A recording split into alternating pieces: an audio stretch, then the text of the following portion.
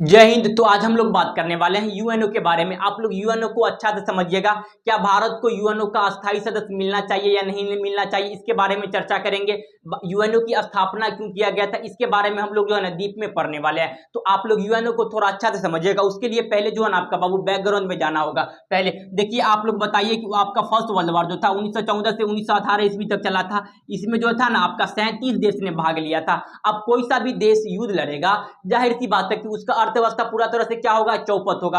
आप देखिए ना, रूस का अर्थव्यवस्था पूरा तरह से चौपट हो गया, आपका फ्रांस का अर्थव्यवस्था पूरा तरह से चौपट हो गया, आपका जो है जर्मनी का अर्थव्यवस्था क्या हो गया था, पूरा तरह से चौपट हो गया था। आप लोग अच्छे से ये सब समझते ही हैं। तो क्या हुआ कि अमेरिका ये सोचा कि क्यों ना हम एक ऑर्गेनाइजेशन बनाते हैं ताकि पूरा विश्व में क्या हो सके बाबू, शांति हो सके और सेकेंड वर्ल्ड वॉर ना हो। अमेरिका एक संगठन बनाता है जिसका नाम था आपका लीग ऑफ नेशन।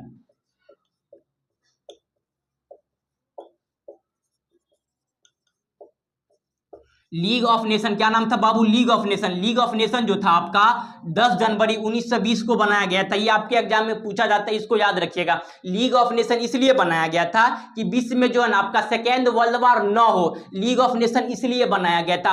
आपको पता है कि क्या हो गया था बाबू, जो है विश्व में सेकेंड वर्ल्ड वॉर हो गया था। सेकेंड वर्ल्ड वॉर का कार्य याद रखिएगा, 1939 से लेकर 1945 तक था आपका सेकेंड वर्ल्ड वॉर का कार्य। आप जो था सेकेंड वर्ल्ड वॉर भी हो गया था, तो अमेरिका क्या सोचा, क्यों हम फिर एक ऑर्गेनाइजेशन बनाते हैं जिसका नाम था जो है ना बाबू यूएनओ। यूएनओ का अभी जो सेकेंड वर्ल्ड वॉर चल ही रहा है। अब क्या करता है अमेरिका, जो है ना अमेरिका का एक राज्य है जिसका नाम है बाबू सैन फ्रांसिस्को। तो अमेरिका क्या करता है, एक बैठक करती है। वह बैठक याद रखिएगा, आपका जो है ना बैठक जो हुआ था आपका 25 जून 1945 ईस्वी को। हालांकि जो है ना बाबू विश्व युद्ध जो है सेकेंड वर्ल्ड वॉर चल ही रहा है, आपका द्वितीय विश्व युद्ध चल ही रहा है। अमेरिका जो है आपका जून को ही एक बैठक करता है, 25 जून 1945 को बैठक करता है। इस बैठक में जो है ना आपका बाबू 50 देश भाग लेता है। कितना देश, 50 देश भाग लेता है। यूएनओ के संविधान को चार्टर कहते हैं कि चार्टर की तैयारी कैसे की जाएगी, चार्टर का कैसे स्ट्रक्चर किया जाएगा। इसमें 50 देश भाग लिया था। आप बताइए कि जो है हम लोग गुलाम होकर 1945 में हम लोग गुलाम थे, तो यूएनओ का सदस्य थे, समझे। आप बात करेंगे जो हम यूएनओ का सदस्य हम लोग को बनना चाहिए या नहीं बनना चाहिए, उस पर हम आगे चर्चा करेंगे आप लोग को, समझे। अब हम लोग गुलाम थे तब यूएनओ का 50 में से बाबू एक भारत भी यूएनओ में आपका जो अस्थायी सदस्य था यूएनओ का। उसके बाद जो था आपका जो है यहाँ पे 50 देश था, एक बाद में भी जोड़ा गया था जिसका नाम था पोलैंड। क्या नाम था बाबू, पोलैंड। टोटल कितना हो गया, 51 देश हो गया। अब 51 देश मिल करके आपका जो है यूएनओ का स्ट्रक्चर तैयार कर लेता है। क्या कर लेता है, यूएनओ का स्ट्रक्चर तो तैयार कर लिया। उसके बाद क्या हुआ कि जो है ना आपका सेकेंड वर्ल्ड वॉर चल ही रहा है। अब क्या हुआ कि जो अमेरिका जो है ना बाबू 2 बम मारता है। एक था आपका जापान का हिरोशिमा पे मारता है, जो 6 अगस्त 1945 को हिरोशिमा को पूरा ध्वस्त कर देता है। उसके बाद दूसरा परमाणु बम मारता है 9 अगस्त को, आपका जो है नागासाकी पे मारता है। पूरा जापान का जो पूरा अर्थव्यवस्था पूरा तरह से चौपट हो गया था, नागासाकी पूरा ध्वस्त हो गया था। तो जापान क्या किया, इतना लाश देख लिया था जापान, तो उसको लास्ट में क्या हुआ पड़ा कि युद्ध को साइलेंडर करना पड़ा। जापान को खुद साइलेंडर कर दिया था। याद रखिएगा, जापान जो था बाबू 14 अगस्त 1945 को क्या कर दिया गया था, सरेंडर कर दिया कि हमें युद्ध नहीं लड़ना है। जापान इतना जो है ना लाश देख लिया था, क्या बताएं, अत्यधिक मात्रा में जापान लाश देख लिया था। अब अमेरिका उसमें बम पटका और ऑटोमेटिकली जो है आपका जापान 14 अगस्त 1945 को क्या कर लेता है बाबू, सरेंडर कर लेता है।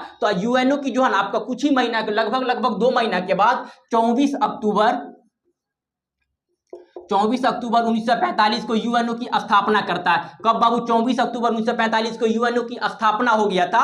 यूएनओ का स्थापना इसलिए किया गया था कि विश्व में जो है ना आपका बाबू थर्ड वर्ल्ड वॉर ना हो। कभी थर्ड वर्ल्ड वॉर होगा, आपका जो है यूएनओ भी क्या हो जाएगा, समाप्त हो जाएगा। इसमें जो भारत एड हुआ था आपका जो है ना 30 अक्टूबर 1945 को, 30 अक्टूबर 1945 को क्या हुआ था कि यूएनओ में भारत क्या हो गया था बाबू, एड हो गया था। तो इतना तो आपका समझ गए ना कि यूएनओ का स्थापना मैनली इसलिए किया गया था कि विश्व में जो है ना बाबू आपका थर्ड वर्ल्ड वॉर ना हो। लेकिन यूएनओ जो है ना बाबू पूरा पश्चिमी गुट को ही सुनता है। लेकिन हालांकि हम लोग का मैटर जो देखिए, हम लोग का मैटर 1945 का मैटर पता है आपको कि जम्मू कश्मीर वाला, कि नेहरू जी लेके चले गए थे यूएनओ में, अभी तक यूएनओ से सॉल्व हुआ नहीं हुआ। तो आपको इतना तो समझ में आ गया ना कि यूएनओ का स्थापना इसलिए किया किया गया था विश्व में थर्ड वर्ल्ड वॉर न हो। तो अब हम लोग बात करने वाले हैं यूएनओ को कितने अंग होते हैं। यूएनओ का कुल 6 अंग होता है। पहले हम लोग 3 को चर्चा कर लेते हैं, फिर बाद में 3 को कर लेंगे। तो यूएनओ का जो है ना सबसे बड़ा अंग होता है बाबू महासभा।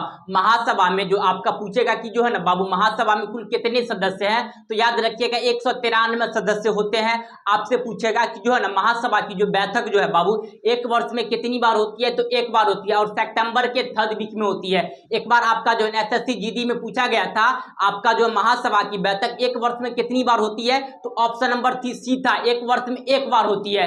समझे। इसको जो है बाबू इसका जो अध्यक्ष होता है महासभा का जो अध्यक्ष होता है उसका कार्यकाल याद रखिएगा 1 वर्ष का होता है। इसे दुनिया का लघु संसद भी कहते हैं, तो इसको आप लोग अच्छे से याद रखिएगा। उसके बाद हम लोग को देख लेते हैं अंतर्राष्ट्रीय न्यायालय का जो है ना बाबू मुख्यालय नीदरलैंड का एक शहर है जिसका नाम है हेग। अंतर्राष्ट्रीय न्यायालय का मुख्यालय कहाँ पे है, हेग है। इसमें जो है ना बाबू अंतर्राष्ट्रीय न्यायालय में कुल 15 जज होते हैं। प्रत्येक जज का जो है कार्यकाल याद रखिएगा आपका जो है ना 9 वर्ष का होता है। आपको जानकर थोड़ा सा आश्चर्य होगा, इसमें जो है ना बाबू आपका 4 इंडियन जज गए हुए हैं।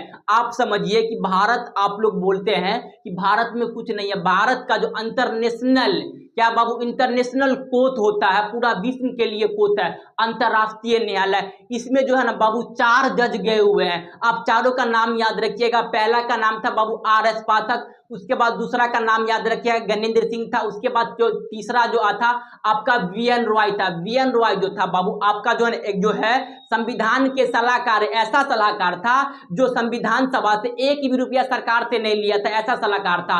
उसके बाद अभी जो वर्तमान में है याद रखिएगा दलवीर सिंह भंडारी है। दलवीर सिंह भंडारी जो था बाबू अंतर्राष्ट्रीय न्यायालय का जो जज जो है आपका याद रखिएगा 2012 में बना था। इसका कार्यकाल जो 2012 से 9 जोड़िएगा तो 21 तक जाएगा।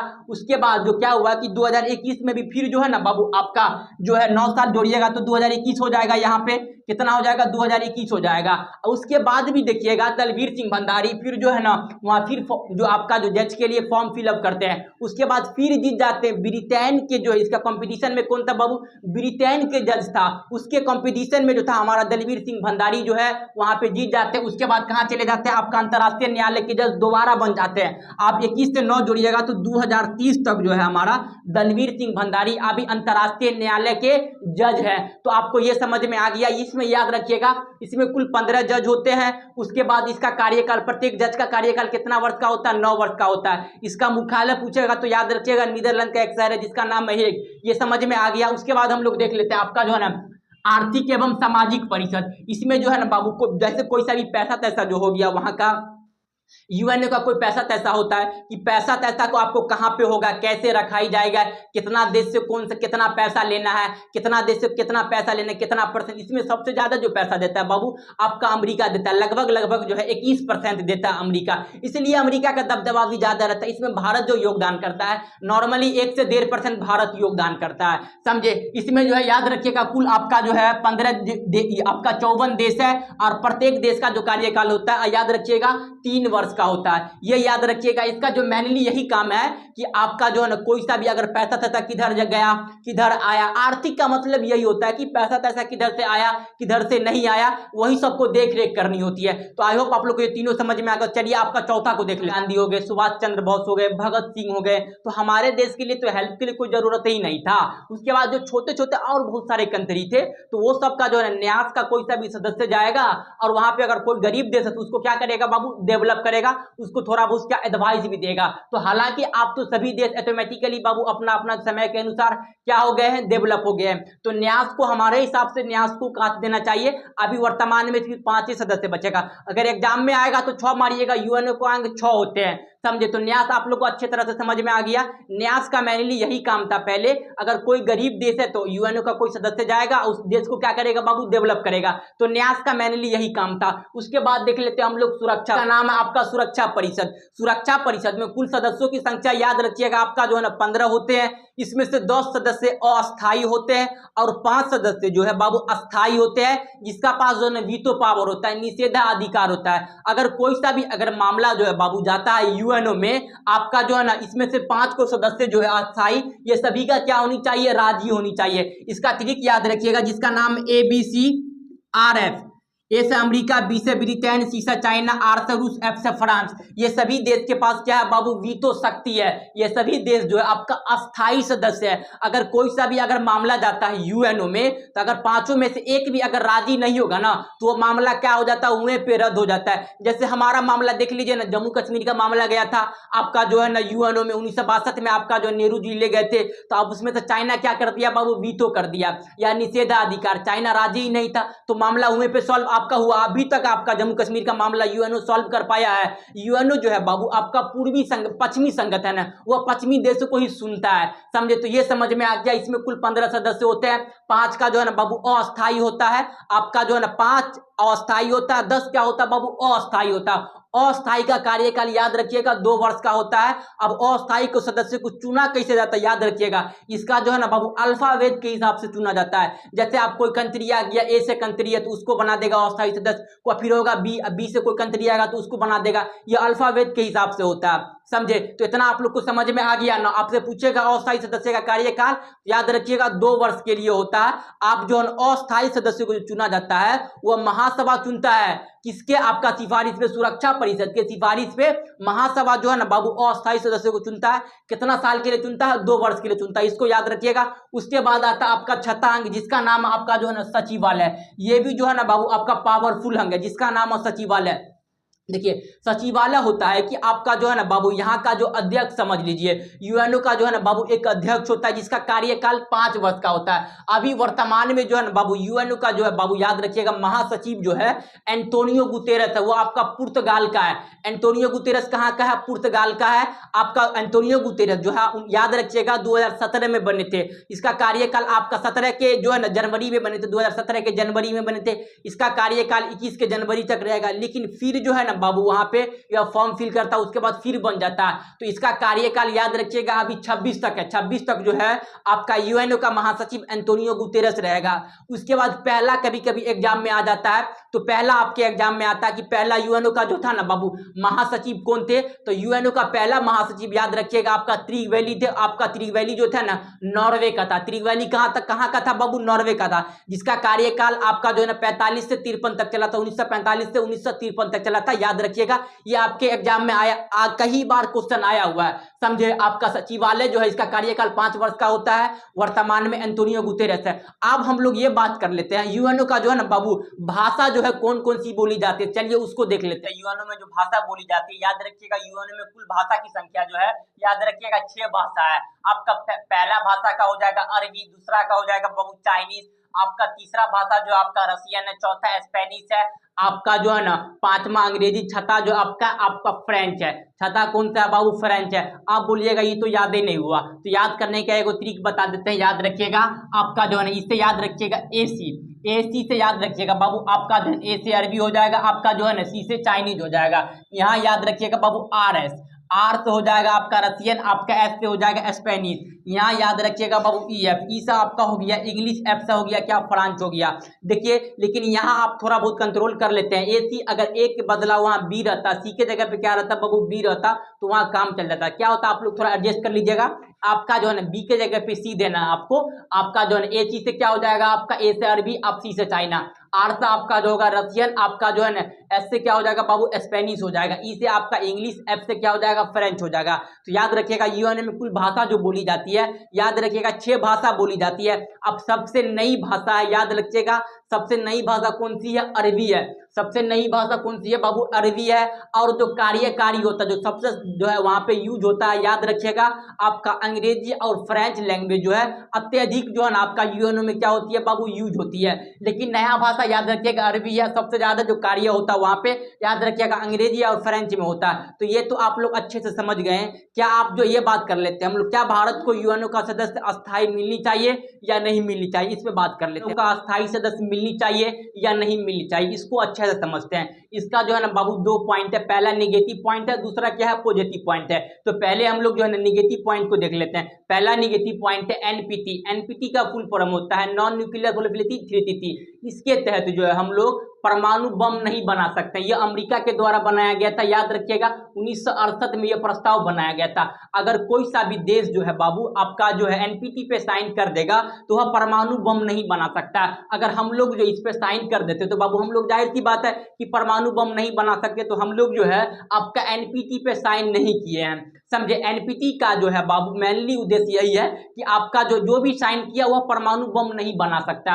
अगर हम लोग परमाणु बम नहीं बनाते तो हमारा तो जो है बगले में आतंकवादी आपका पाकिस्तान हो गया, चाइना हो गया, तो हमारा बहुत बड़ा दुश्मन है। अगर हम लोग पर परमाणु बम मारेगा, अगर हम लोग जो है बाबू एनपीटी पे साइन कर देते तो क्या हम लोग परमाणु, पहली बात तो परमाणु बम बना ही नहीं सकते थे। उसके बाद ये आपका जो निगेटिव पॉइंट वो समझ में आ गया। उसके बाद दूसरा क्या होगा, सीटीबीटी। सीटीबीटी का फुल फॉर्म होता है आपका जो है ना कॉम्प्रिहेंसिव टेस्ट बैन ट्रीटी। इसके तहत जो है हम लोग परमाणु परीक्षण नहीं करते हैं। कोई सा भी अगर देश जो है आपका जो है ना सीटीबीटी पे अगर साइन कर दिया तो वह जो है ना आपका परमाणु परीक्षण नहीं कर सकता, यानी आपका कोई सा भी परमाणु बम को ट्रायल नहीं कर सकता।